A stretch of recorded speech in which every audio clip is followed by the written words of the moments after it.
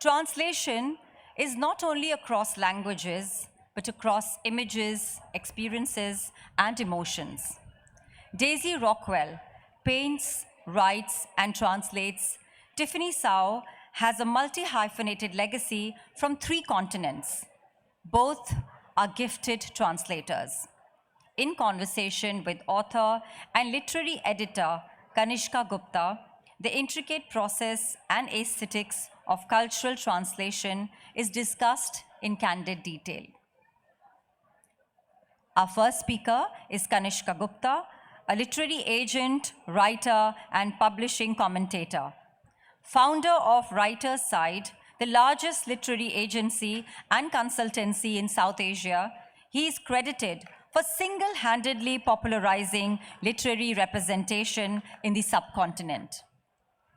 His first novel was longlisted for the Asian Booker Prize in 2009 and published in 2010. Our next speaker is Tiffany Tsao, writer and literary translator. Her novel, The Majesties, was longlisted for Australia's Ned Kelly Prize, and her translation of Norman Erikson's Pasaribu, Happy Stories Mostly, was longlisted for the International Booker Prize. The moderator for today is Daisy Rockwell. She is a New England-based artist and translator of Hindi and Urdu literature. In 2022, she won the International Booker Prize along with author Geetanjali Shree for her translation of Shree's Hindi novel, Tomb of Sand. Please join me in welcoming Daisy Rockwell, Tiffany Tsao, Kanishka Gupta for the session, Dhwani Resonance on Aesthetics, Art, and Literary Translation. Thank you so much. It's an absolute privilege to be in conversation with 2 brilliant translators who have done so much for translated literature. Last year was a brilliant year for both Daisy and Tiffany. Daisy won the International Booker Prize for translating Geetanjali Shree's Ret Samadhi into English as Tomb of Sand, and Tiffany Tsao won two prizes. Won one prize and longlisted for the Booker. She was longlisted for the International Booker Prize for her translation of Norman Erikson Pasaribu's collection of short stories, Happy Stories Mostly, and she won the Republic of Consciousness Prize. But a lot of people here do not know that both of them have been translating for a long time.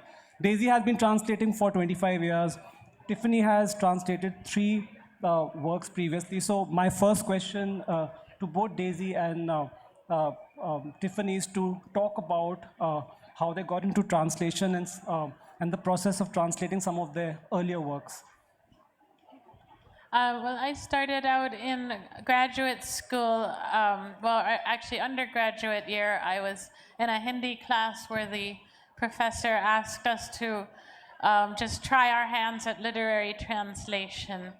And so there was a mixed class with some very advanced Hindi students, and I was the least advanced. I was the baby. So he gave me Mohan Rakesh's novel, Andhere Ban Kamre, which I translated the first page of.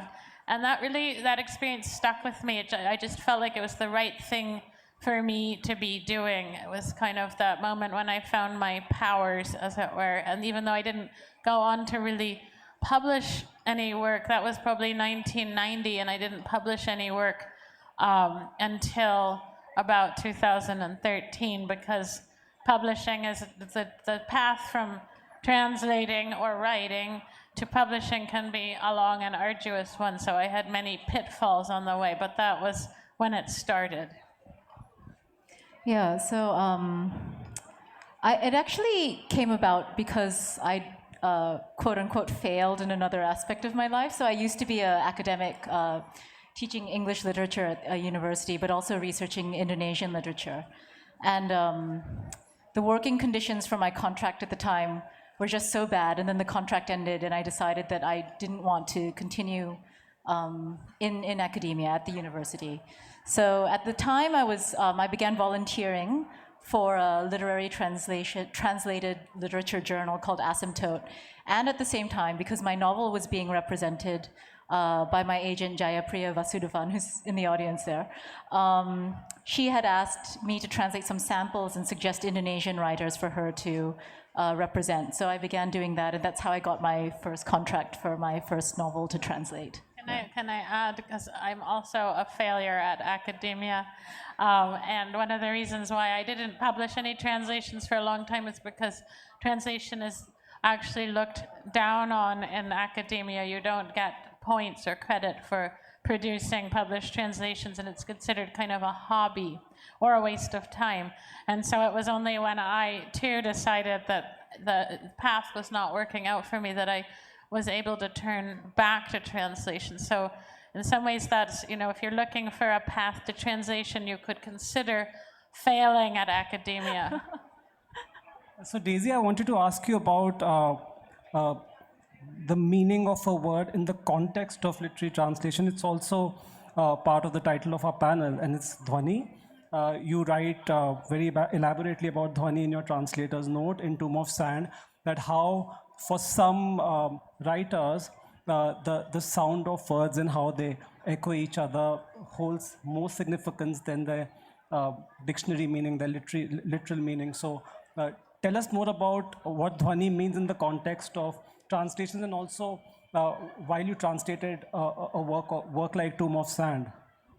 So I actually got the idea of thinking of Dhwani as a way of conceptualizing translation, but from Geetanjali, and it's within the text. For those who have read it, you'll know that there's a part where she talks about how translation is a tricky business, and there's a whole paragraph about how mangled things can get in translation, which people often ask me, well, do you agree with Geetanjali? And I say, well, not exactly, because she's not a translator. But then the paragraph ends, but the concept continues through a few more paragraphs where she suddenly comes back to translation, and she's talking about Ma listening to the radio all the time and it making no sense what she's listening to. So she might listen to Portuguese music or listening to a morning raga at night, and sort of nonsensical vibrations that are coming from Ma's mood. And she said, and then she says, but what about Dhwani? Dhwani is the hardest word to translate of all, and she's referring to the reverberations from the radio.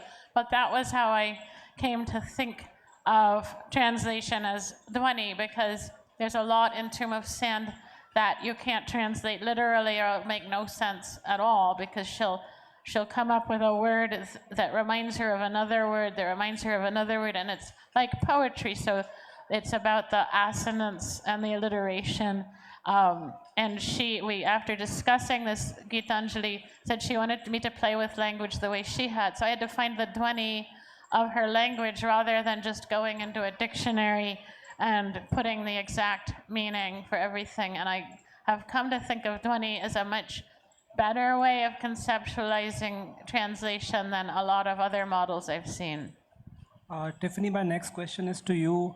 What are the kind of challenges involved in translating experimental works like that by Pasaribu and Budi Darma? Is it that much harder to, render the voice of like authors who are writing experimental fiction? I think it does depend on what ways they're being experimental. So you can be experimental structurally, and I think there are ways to replicate that experimental structure in English. You'll just have to be a bit, different with the way you may structure something from, conventionally. But I think the hardest is when there is an experimentation with words. And you have to find and be similarly playful with words in that context. So Norman Erikson Pasaribu is very playful with words. And sometimes when I can't replicate that in one place, what I will do is I will move that similar playfulness to another place, just so that as a whole, that playfulness is retained in the story or in the poetry. But it just gets relocated from one place to the other if I can't capture it exactly literally in that one space. So that's been a very interesting So also thing. Norman writes, he's published a collection of short stories, a collection of poetry. He's also working on a novel. So you translate him across, different genres. So tell us about the experience translating an author who writes across genres. And which was the most challenging book to translate? So the most challenging was the first book. So it's a poetry collection, and it's called Sergius Seeks Bacchus. And it was difficult because Norman and I were just getting acquainted. I had approached them to ask if I could translate, and they agreed. And I also gave them the option of finding another translator, and they said, no, I have a good feeling about you. So we ended up staying together. But also, poetry, I had warned them that poetry wasn't my strong point. I'm a prose writer, so the novels I write are prose. And I'm very prosaic, I feel, just that's my tendency. So that was, so I had warned Norman, and Norman had said, we can work together. And I think that has just, it set the dynamic for the rest of our translating relationship. We work very closely on my translations of their work together. I always give drafts. We're always doing feedback. We've corresponded via WhatsApp. We've corresponded simultaneously on a Google Doc when, on translations. We can see each other's cursors moving back and forth. And it's wonderfully collaborative. And the reason was because the first book was poetry, and because I felt I needed a poet's guidance, and specifically their poetic guidance to take me through that. For Happy Stories, mostly the short story collection, it was much faster, yeah. So both works, like one of your major works, Tomb of Sand and Happy Stories mostly, there are some commonalities to the whole process of translation. First is that both Norman and Geetanjali are bilingual. They are very well conversant with English language, and they are very closely involved with the translator in the process of translation. And the second commonality is that both the works were translated during the pandemic. So just share the experience about, working with an author who is closely involved in the process of translation as opposed to an author who does not really care about, how the book reads in a different language, or in English, sorry. I had mostly translated authors who were no longer with us or were very elderly, so they were not that engaged with the process. And so working with Geetanjali was completely different. And I had always had these fantasies that if my author were alive, then he or she would immediately solve all my problems. So if there was a word I didn't understand, or a saying, or a folk tale, or like some activity, or some piece of food or something that's nowhere in dictionaries and I can't find online, I was sure that my author would help me out.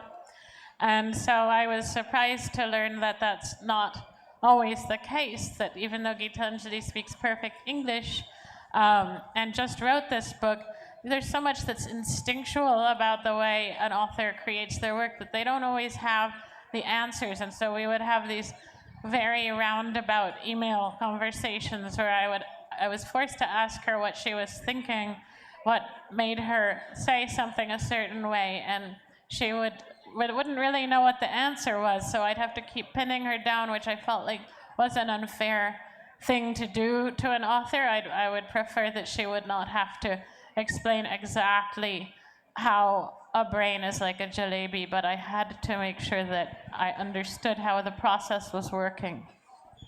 Sorry, Kanishka, can you repeat the question exactly? Was it? So my question had two parts. One is that Norman is a bilingual, and he was closely involved in the process of translation. He was reading your drafts, and so how is it?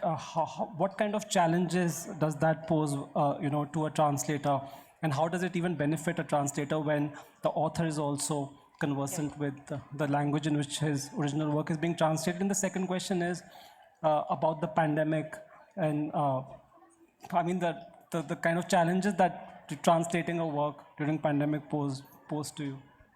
So I'll talk a bit about the challenges. I guess at first, I don't know, it sounds really awful, but at first I felt almost as if Norman's interaction with me was we had to argue a lot about things, and we were always arguing, and I felt very stressed. I was like, oh, don't they trust me as a translator?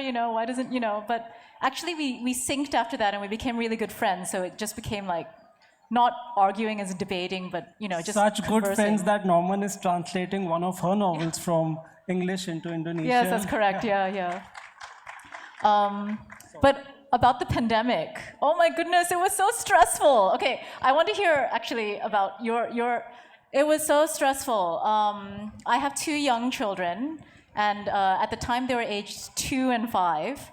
And it was just, like the first one was doing kindergarten online and would burst into tears if we weren't sitting right next to him. And, Norman was being depressed where they were, and I was being depressed where I was. And we were both just very pessimistic, even though I was translating. And we're like, oh, let's hope for good things for this book. And, we're like, oh, I don't know. So actually, it was just very emotionally wrought.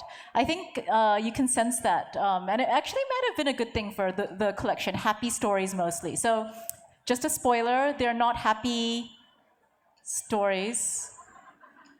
We have gotten some good read reviews that say they're very disappointed at the lack of happiness in these happy stories mostly.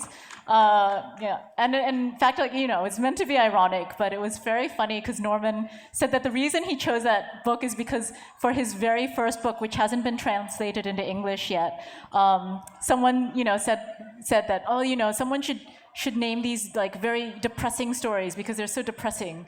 And then, of course, Norman rebelled and named his next book collection Happy Stories. But it was very fitting because I think there's a sadness in each of the stories, and I feel like somehow like the rainwater of the pandemic, the depression and sadness and pessimism sort of filtered and collected in the translation itself. Yeah, we actually, one of the things that was upsetting about the pandemic was I had come to a point in my translation where I felt like there was so much I needed to go over with Geetanjali that I needed to come to India and sit down with her and just do it live, like just sit with her every day and ask her question after question, because I didn't see how we could do it in writing. And then suddenly I couldn't go anywhere. So it became all email, and for some reason it never occurred to either of us to Zoom or talk on the telephone, so it was literally all over email, not even any chats or text messages or anything like that. But I think that the good thing about that was we have a written record of every single thing we discussed. We have it all written down, and that made it easier for me to edit and for her to understand where I was coming from, so we were able to go back and forth between these written records, and then she went over the whole translation in a Word document, and we had a record of that. So it was very depressing and very difficult to do that, and probably it's true that depression, she was also depressed and I was depressed, everyone was depressed. I'm sure it filtered also into our work, but on the other hand, both of our ability to laugh and to make jokes in the face of everything comes out in the work too. So we started to, I think, entertain ourselves with the jokes that, as they popped back up into English, made their way out of Hindi and somehow managed to pop back up. My next question to both of you is, how do you decide whether or not some of the words used in the original book should be retained or should be taken out? So this whole choice between explaining to the reader and versus letting them go on their own journey and discovering the text contextually.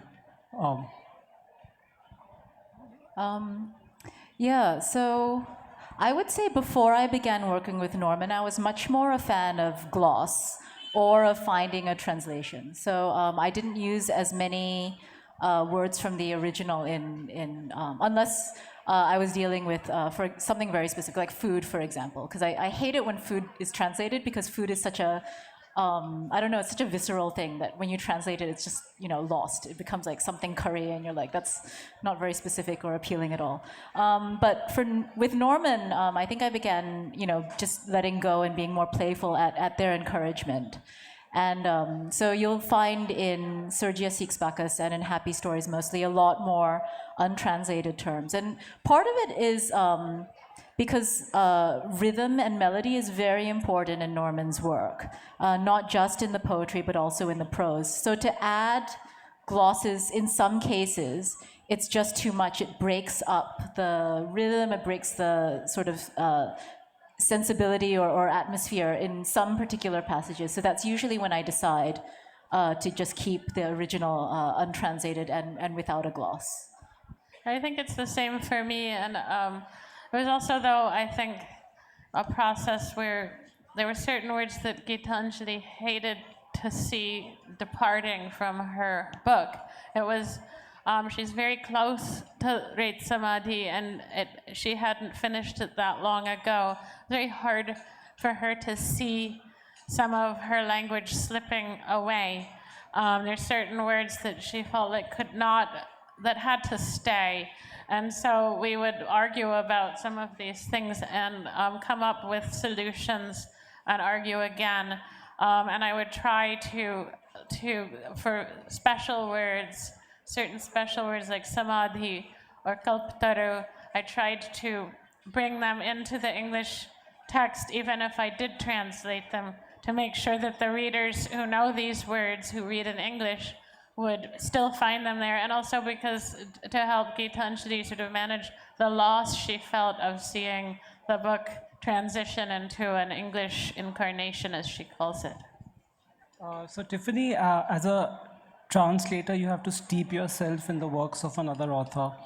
How do you kind of extract yourself from that space when you set out to write your own works? Because you're a novelist too. You've published one novel and you've done a fantasy trilogy. So do you work on translations and your own novels at the same time? How do you go about doing these two things? I used to try. So I used to say, oh yes, I just work on my own writing during the morning, during the first part of the day, and then I work on the translations in the latter part of the day. Not a problem. And that was a complete lie. It was a complete lie to me, and it was a complete lie to everyone I was telling, because I realized that I was I get very stressed when that's the case, and actually the day's not big enough to hold both of those things. So what I would do when I was doing that was just be incredibly stressed, be very inefficient with both, and then finally finish one, and then be able to concentrate fully on the other. So now what I do is I tend to alternate. So right now I'm in between translation projects. So I'm working on my next novel. But it's just too much to have the author's head, or words in my head, and then my own words in my head as well, because you want to do justice to the author and the author's words, and so like you're kind of living in them every day when you're translating, so it's just too difficult to do both. My next question is to Daisy. So Daisy, as an artist, you are trained to see the world differently, and you might express things that cannot be rendered into words. So how has your life as an artist informed your translations? Well, I think at first I didn't think they had anything to do with each other at all.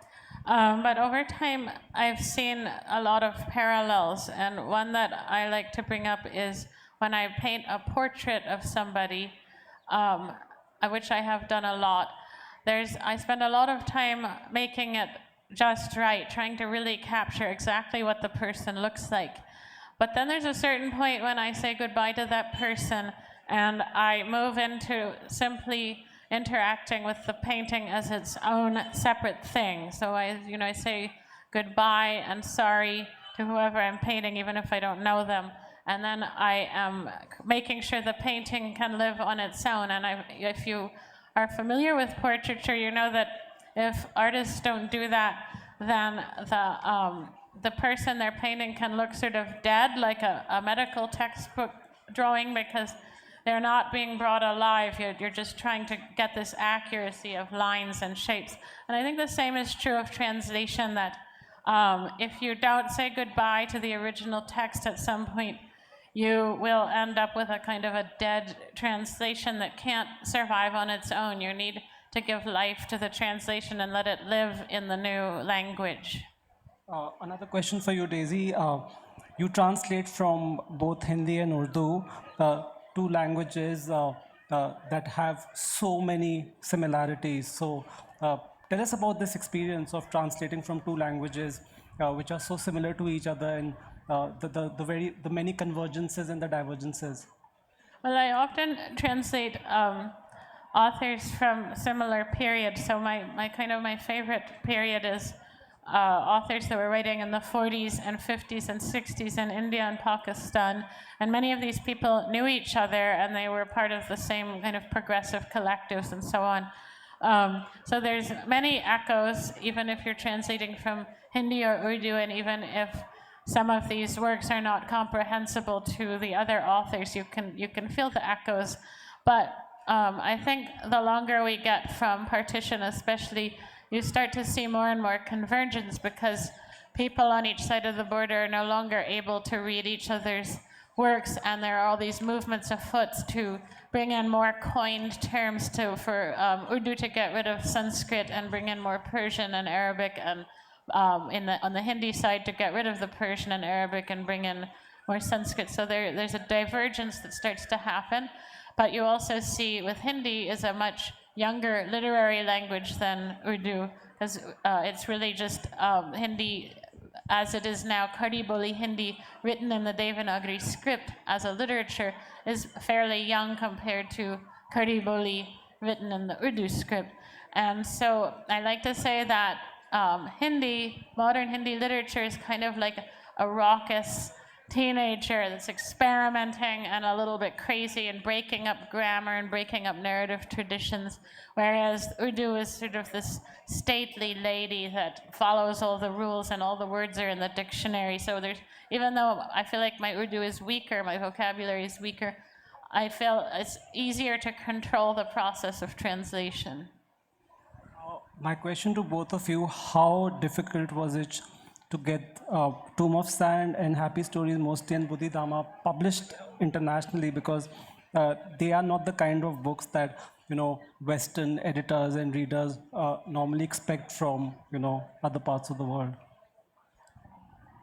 I guess I'll start with Happy Stories Mostly, and then I'll talk about people from Bloomington. So Happy Stories Mostly, it actually wasn't that difficult to find a publisher, simply because the publisher in the UK, Tilted Access, who'd published Norman's poetry collection, Sergius Six Bacchus, was willing to take on Happy Stories Mostly as well. So we already had a publisher for that. But even so it was a matter of getting the first book, I guess, some interest for the first book, the poetry collection. And that was partly because we'd entered a sample for the English Pen Presents competition. And that year they were focusing on East and Southeast Asia, and we managed to get in. So at that event, I talked to a UK publisher, Tilted Access, who then turned out to be interested in publishing it. For People from Bloomington by Budi Darma, that's the latest short story collection I've translated and that's been published.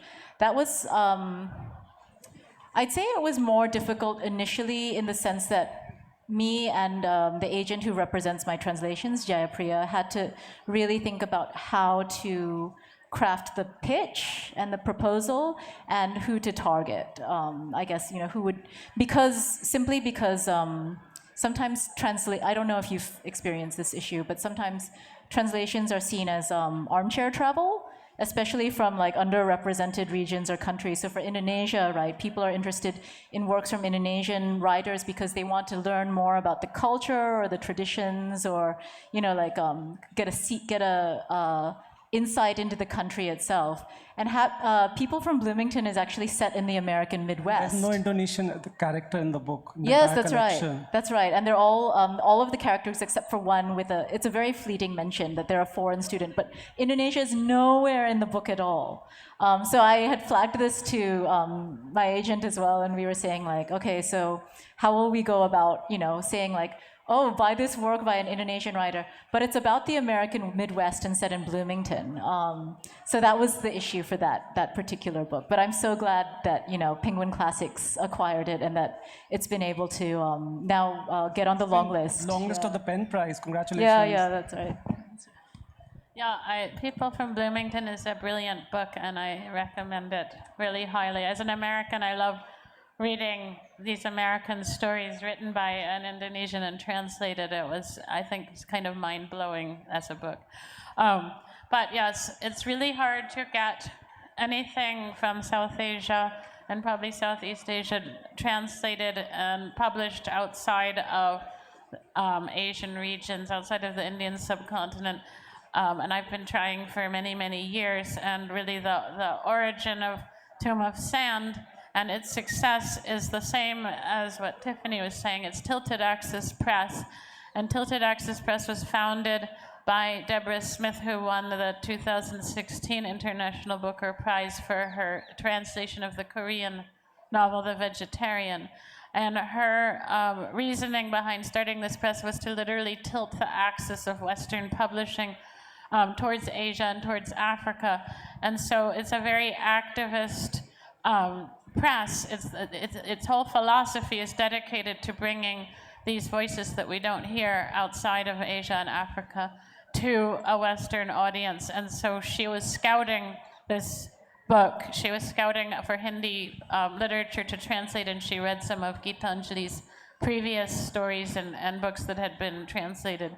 So in both cases, I think it was this activism that brought our works out into the public, and both of these books have had huge success. So it just shows that the reason, publishers will often say, well, there's no audience for this. Well, it shows that that's wrong, because both of these books have found huge international audiences thanks to Deborah's efforts. My next question to both of you, since you've worked with new authors as well as established authors, is there anything different you do while translating authors not too familiar to readers versus authors who have a great legacy? Is there more pressure on you to translate an author who's very well known? Another question is that do the repertoire of established authors, do they have any kind of a role to play in your process of translation? I mean, do you revisit their old texts and see how their styles have evolved over the course of the books? I think there is, for me, definitely that, how do I put it, with a writer who's newer, I guess you said, or like less established, I think, yeah, you don't have to think about the weight of their other works or, presenting them to a new audience in a particular way. But so, for Norman Erikson Pasaribu's work, for mostly I could just let the work speak for itself. But for example, the Penguin Classics edition of People from Bloomington, I was asked to write a 4,000-word introductory, scholarly essay, to accompany the work. And because Budi Darma is, it's your chance as the translator to say hey, English-speaking world, this person is a big deal, right? Because if they're a big deal, you want to be hey, everyone, this is a big deal, right? And not just be this is, to have them have no idea of the context. So it'd be for example, if you translated Shakespeare into another language and you're oh, this is just some guy named Shakespeare, versus you need to kind of introduce him to the context. You're okay, by the way, everyone, Shakespeare, big deal.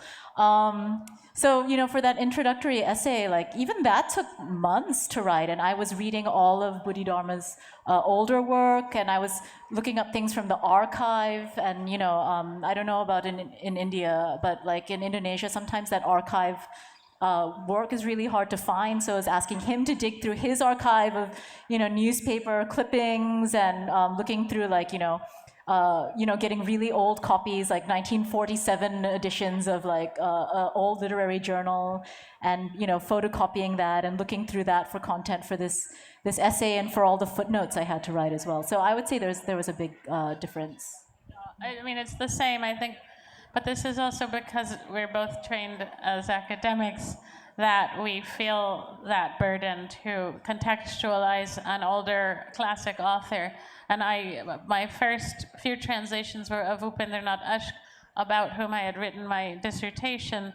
So I obviously already had a lot of material. I had already done those things Tiffany is describing because I wrote my entire PhD thesis about him. But I think we do feel that obligation that when we bring the work alive into English, if it's a classic text, we want people to really understand why and to understand its role in the society it comes from. And sometimes people laugh at me because I compared Ashk to Marcel Proust. They say, how can a lower middle class Punjabi hero be like the protagonist in the, Remembrance of Things Past?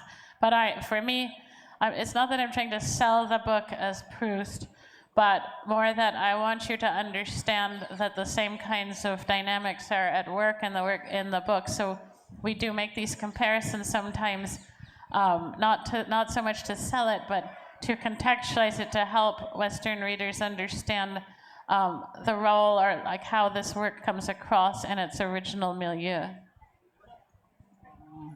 So how important is it for each of you to inhabit the context you are translating from?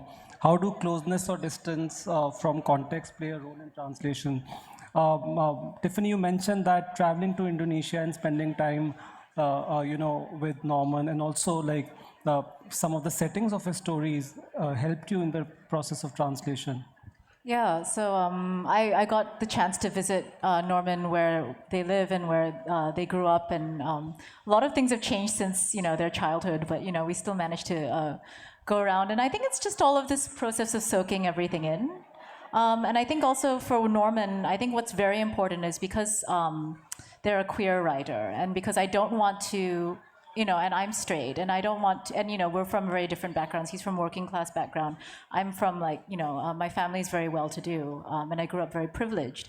And I didn't want my translation to elide over or, produce a different, for want of a better term, to trample over their voice. And so that's why I think also it was very important for me to include Norman in the translation process and to have these dialogues and have them have full creative control. If they don't want something in the final work, their English is good enough that I'm not going to put it in the final work. We talk until we find a solution. And that's partly because I do think it's important, especially in Norman's case, to have their voice not be altered in a way that they don't want to. I've gone through a similar process with Geetanjali, but as you know, I couldn't meet her until after the whole book was finished. So that had to be a process of her describing particular things, particular recipes, particular bits of architecture. But when I've been doing my older books, I have, in fact, often tried to travel to places that where I can see exactly how things looked. I think understanding architecture is really important to translators, which a lot of people don't realize, but we have to understand things in 3 dimensions. So like if a door slams, what kind of a slam is it going to be? What is the door made out of? Does it have 2 panels or 1 panel? What is a gully? Is a gully a lane or is it a street? And I went to Jalandhar when I was translating Ashk, and I visited the streets where he lived and even his old family house to get an idea of the size of the space. And I went, a big passage was spent in Shimla. And I went up to Shimla and I wanted to see the Gaiety Theatre because there's a long portion where the protagonist is in a play of Anarkali in the Gaiety Theatre, so I wanted to see exactly how it looked so that I could make sure that I was describing it properly, that I was rendering his physical descriptions properly. So it's not just understanding culture or sayings or songs or dialect. There's also a lot of visual and spatial things that I think are really important for translators to understand.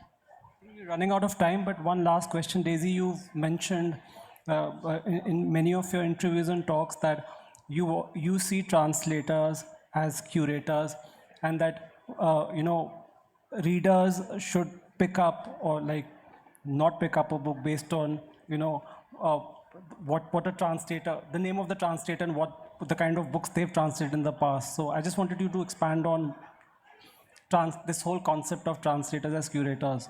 Yeah, I mean, for a lot of us, especially those of us translating work that we weren't asked specifically to do, that we just chose to do, we have very high standards of what we want to choose. We have particular tastes, and we have particular capabilities when we translate.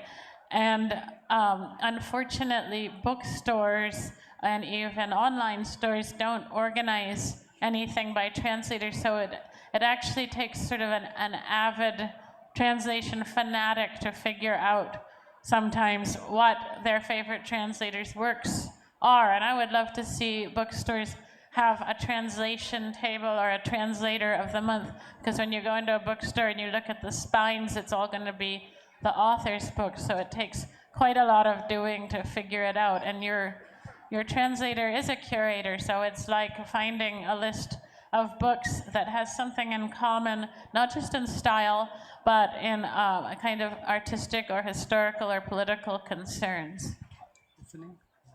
What do you have to say about a translator being a curator? I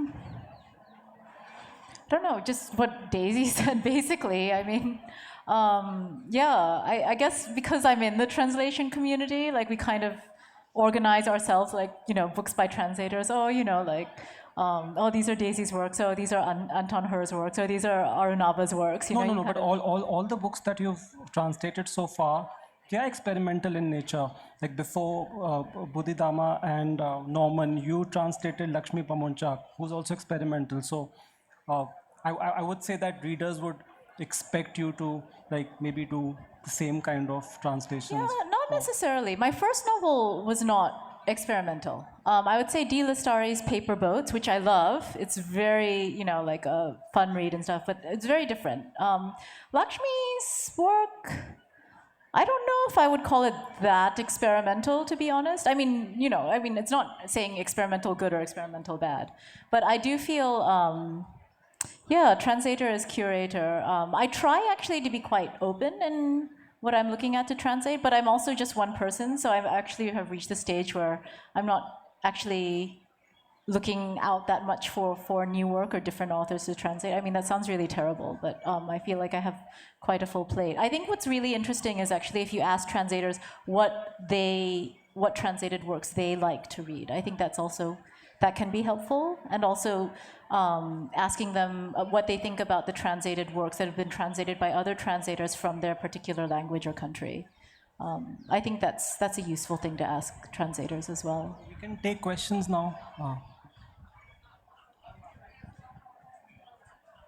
Good afternoon, everyone. I'm Dr. Anju Gehlot, and my question to both of you, Tiffany ma'am and Daisy ma'am. The question is, in translation, how much scope for a translator to use their own discretion and interpretation, and what's its effects? I think we do that in every sentence in a way, because honestly, no one is looking over our shoulder, not even our author. I mean, an author might look over our shoulder, but they don't actually care about every sentence. So translators have to take a lot of initiative and make a lot of choices, and we have to make choices for every word and every sentence. So we get used to that. We really, I think, have to be confident that we can make choices or we'll never finish the translation. Yeah, I think that's right. And especially because I translate from Indonesian, and just the way things even are structured in Indonesian, like it's much more passive structure rather than active structure. And in English, English people hate this, the passive structure. So you're always trying to make a choice almost with every sentence, you know, which are you going to keep this in passive or will you turn it to active? Then if you turn this to active, then do the other ones have to turn into active so that you retain the rhythm and all of that kind of thing, you know? Good afternoon, ma'am. My question is that while translating from original to your language, sometimes the original essence is missing. What precaution and what things you take care to maintain the originality of the book in your translated version?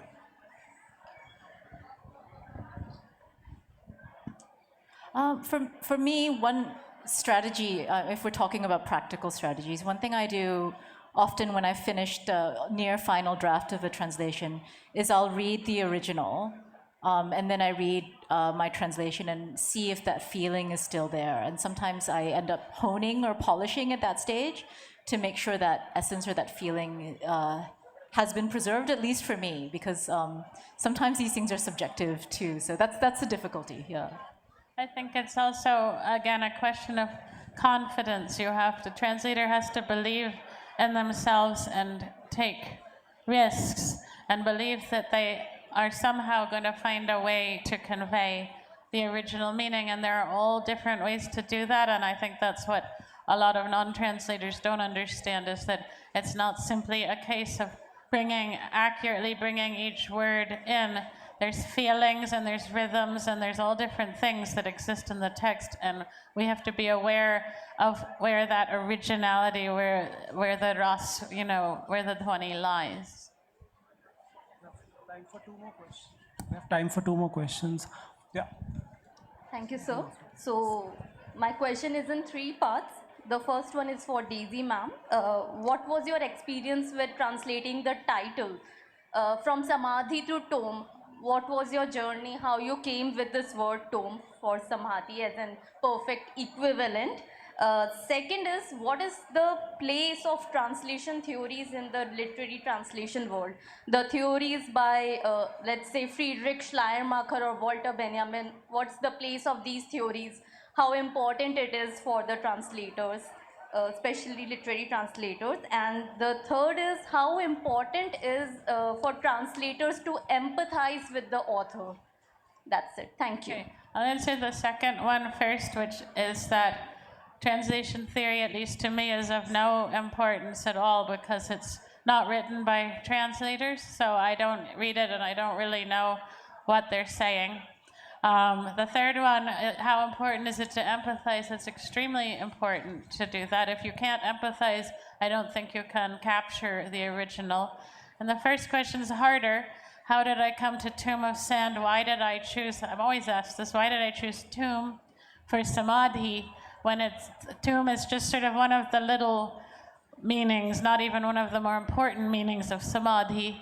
And my answer to that is that translating a title is kind of a different thing from translating the whole book. A title is could be considered a microfiction or a line of poetry, and it's also marketing. It's what gets people to pick up a book who might be scared of translations or unsure. And Tomb of Sand was a title that just popped into my head almost immediately when I saw Red Samadhi, because I was thinking of the Gandhi Samadhi in Delhi. So I was thinking of a kind of tomb that is not a marble mausoleum, but is a resting place that could be considered not completely permanent.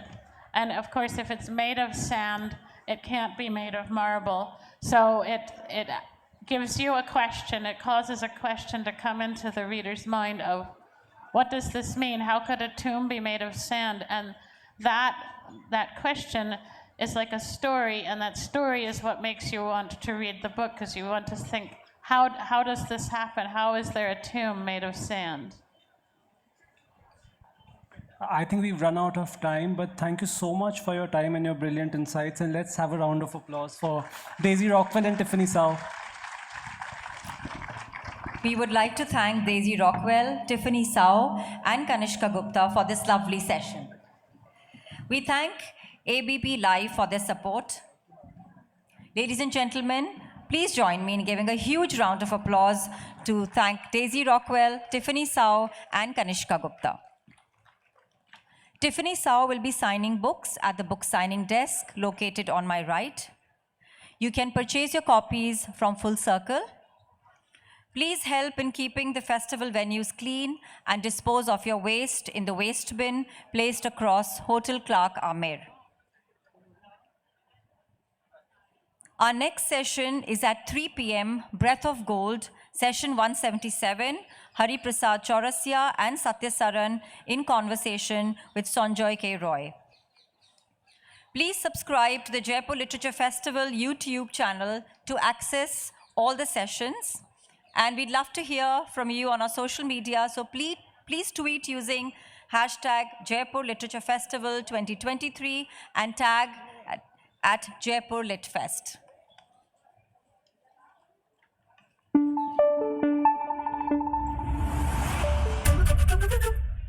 जैसे ही घड़ी का काटा दोपहर 2:30 पे आए, बबीता जी का दिल सास बहू साजिश के लिए मचल जाए।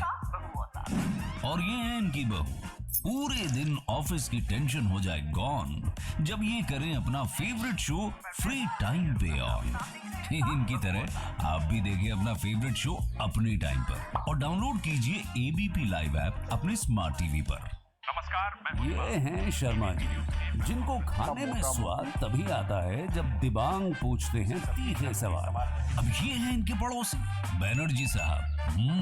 मिष्टी दोई खाते खाते पूरा बंगाल जान लेते हैं सुमन दे के साथ। इनकी तरह आप भी देखें अपने फेवरेट न्यूज एंकर को एक ही ऐप पर और डाउनलोड कीजिए एबीपी लाइव ऐप अपने स्मार्ट टीवी पर।